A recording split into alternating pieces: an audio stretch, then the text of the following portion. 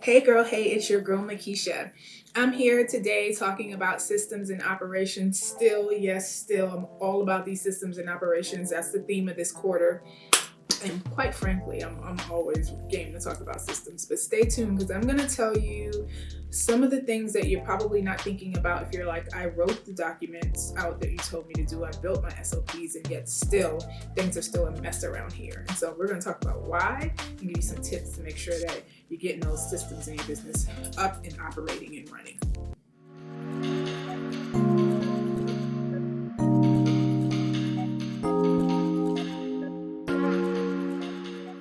All right, so let's talk, y'all. So I got my coffee today because we're gonna talk. We just gonna talk, okay? So, a couple things. Something to think about if you feel like you wrote down the processes, you have an operations manual, you have SOPs, but things are still a mess in the organization. There are a few reasons why that might be happening in your company, and I want to chat with you about it and give you some tips. The first is do you have the right people on the bus? Because that can really impact things. Do you have people on the bus that know the job well enough to do it when given turnkey processes? Yes, but more importantly, do you have people who follow process? Some people are resistant to following process, and if you don't set up structures when they arrive at the company so that that's just the way business has always been done, it's really hard to get employees to then start acting and moving in the direction of using your processes in a very systematic way on a daily basis. And so it requires oversight, and it requires training, and it requires sometimes really you know, tough conversations about like things are going to change around here, and we need you to really be committed to using the processes if we're going to all be successful. And so, do you have the right people on the bus, and do the people on the bus understand that, following process is something that's just a non-negotiable? If not, you have to do some work around your human resources, human capital strategy, your training and development of people, your selection of people to get the right people on the bus, or to get the people on the bus that are there moving in a different direction.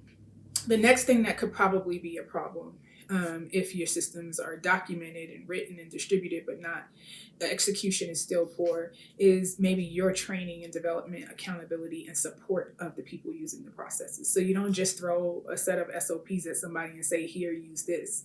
You're going to more than likely need to be able to train them on it, demonstrate it for them, watch them do it, give them feedback, coach them.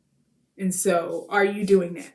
Because if you're not doing that, that could be part of why your operating procedures aren't currently being executed at the level that they should be.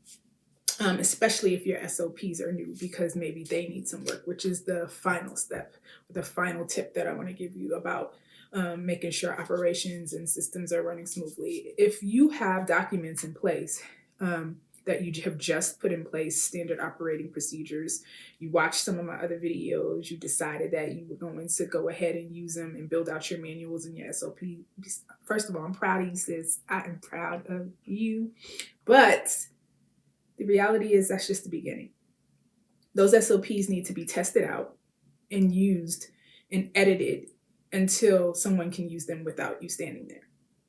And so if you have the SOPs and you gave it to someone and it's still not, being executed all right, it could very well be that the SOPs need work. Every step isn't in there. Every guideline isn't clear. All the standards that need to be in there to help them really understand how to execute at a level of quality that is,